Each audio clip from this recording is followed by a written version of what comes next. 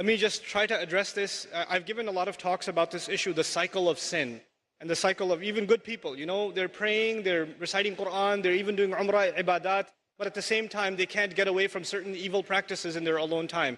There are two parts of this problem. One of those parts is spiritual, and the other part is psychological. And we have to address both of those parts. Let me start with the psychological only because most of the time when we have these discussions, we don't address the psychological side, we only address the spiritual side. So I'll try to address the psychological side of this a little bit.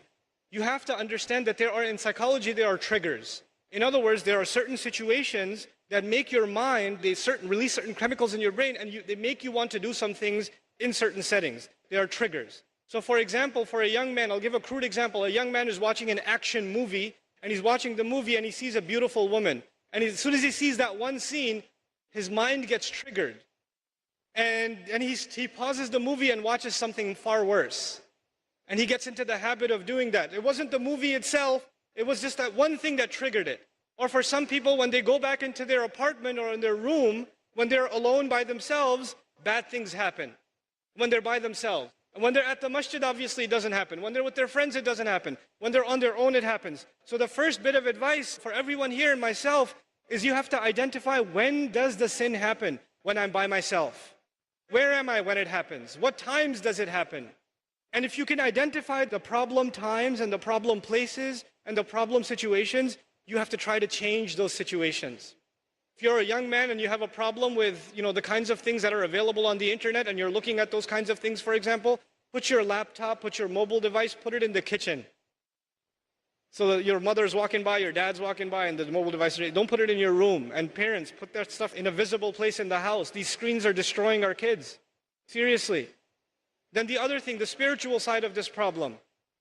It is normal for a human being to make tawbah to Allah and then go back and do the sin again because we are khatta'un. The Rasul of Allah ﷺ described us not as khati'un, but khatta'un. Kullu bani Adam, khatta'un. And khatta' is a sighatul mubalagha. It's called the hyperbolized state. What that means in simple English is the one who repeats mistakes over and over and over again. Like a khabbaz makes bread over and over again. A khatta' makes mistakes over and over again. So that will happen. It's inevitable that some sin will occur over and over again. However, if in the back of your mind, the moment you made tawbah, you are already thinking about 3 weeks from now, I'm going to be doing this again anyway. If you're thinking that in the back of your head, then لَيْسَتِ التَّوْبَةِ لِلَّذِينَ يَعْمَلُونَ السَّيِّئَاتِ. Tawbah is not for people who continually do evil deeds. They've already accepted it. Allah says, وَلَمْ يُصِرُّوا عَلَى مَا فَعَلُوا. They don't insist on what they did. In other words, you have to make a serious, verbalized, conscious commitment. This has to stop. Not that one time you cry and you turn to Allah, I'm so sorry, I can't believe I did this, and you don't do it. You have to figure out a way to get away from this entirely, a serious commitment to yourself.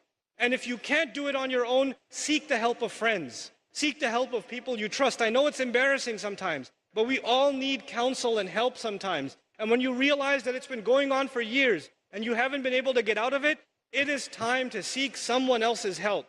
Which is why in the ummah today, psychological and spiritual counseling is so important. So many young people are in need of counseling and families are in need of counseling. That is one of the greatest priorities of this ummah because that will be a vehicle by which peace will be delivered to people.